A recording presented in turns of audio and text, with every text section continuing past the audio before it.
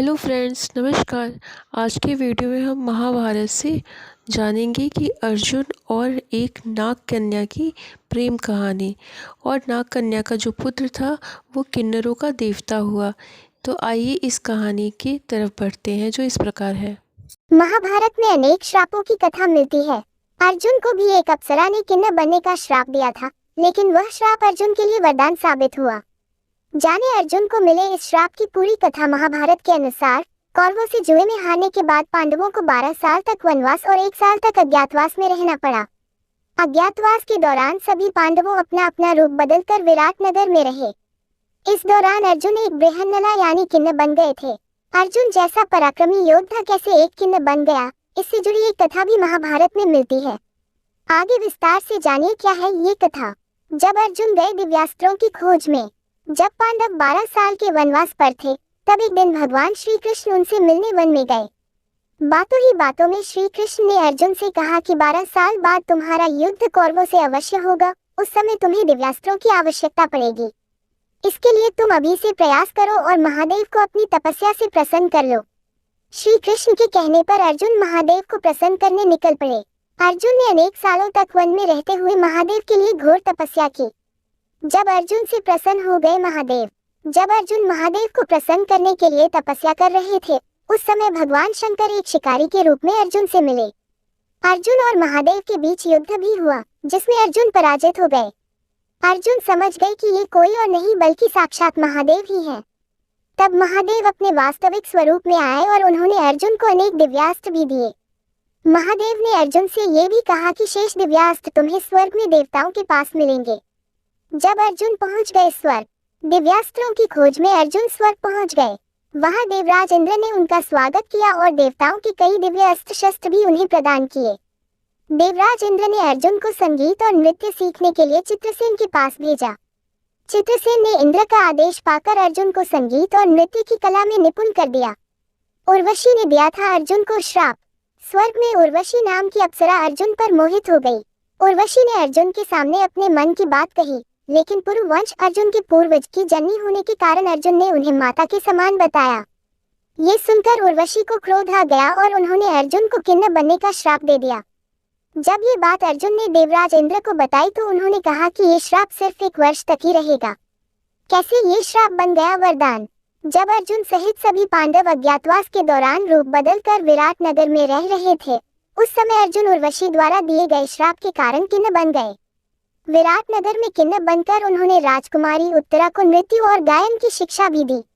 1 वर्ष के बाद अर्जुन पुनः अपने वास्तविक रूप में आ गए यानी पुरुष बन गए।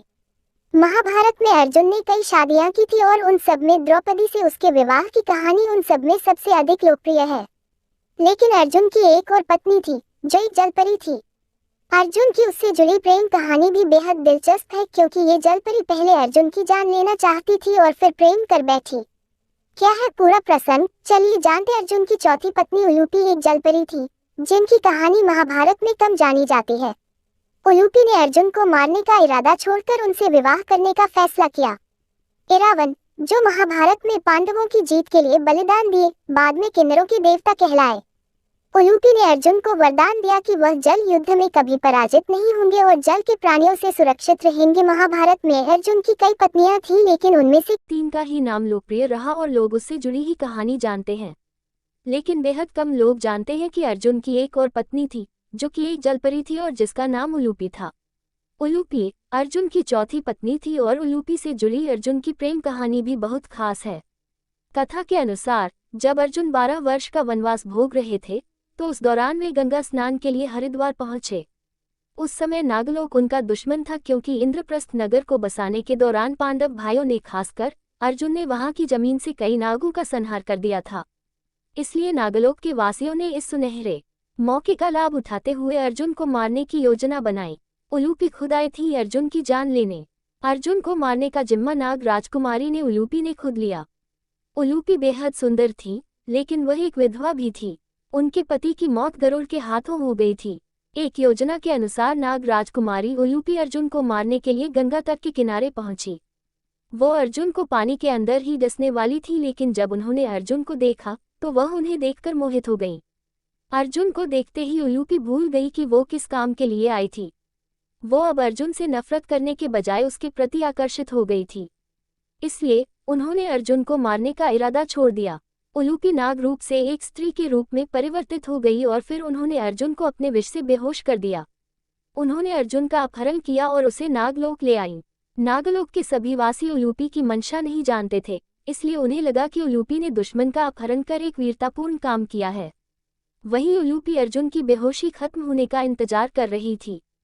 कुछ दिनों बाद जब अर्जुन को होश आया और उसने अपने सामने एक बेहद सुंदर नागकन्या को देखा, उलूपी ने अर्जुन को सब कुछ सच सच बता दिया और यह भी कहा कि अब वो उनसे विवाह करना चाहती है।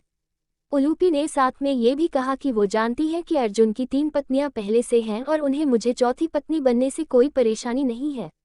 उलूपी और अर्जुन का विवाह और उनका पुत्र रावण। अर्जुन भी उलूपी पर मोहित थे, इसलिए उन्हें इस विवाह से कोई आपत्ति नहीं थी। नागलोक के राजा तो पहले उलूपी के इस फैसले से नाराज हुए, लेकिन बाद में उन्होंने उन दोनों का विवाह करा दिया।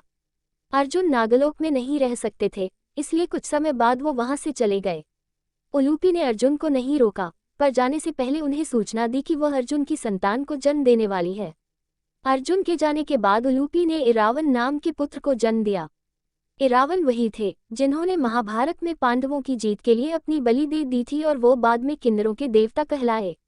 उलूपी एक जलपरी भी थी और उसने अर्जुन को वरदान दिया कि वो जल युद्ध में कभी पराजित नहीं होंगे और न ही कोई जल का प्राणी उन्हें कभी नुकसान पहुंचाएगा। ऐसी ही रोचक जानकारी के साथ आप सब हमारे साथ बने रहिए फ्रेंड्स। और महाभारत की कथाएं सुनना अच्छा लगता हो या रामायण की कथाएं सुनना अच्छा लगता हो या पूजा पाठ से रिलेटिव कोई भी जानकारी चाहिए या तीर्थ व्रत के बारे में कुछ भी जानना है, please like comment subscribe share. Thank you friends. हम फिर मिलेंगे अगले वीडियो में, तब तक के लिए नमस्कार।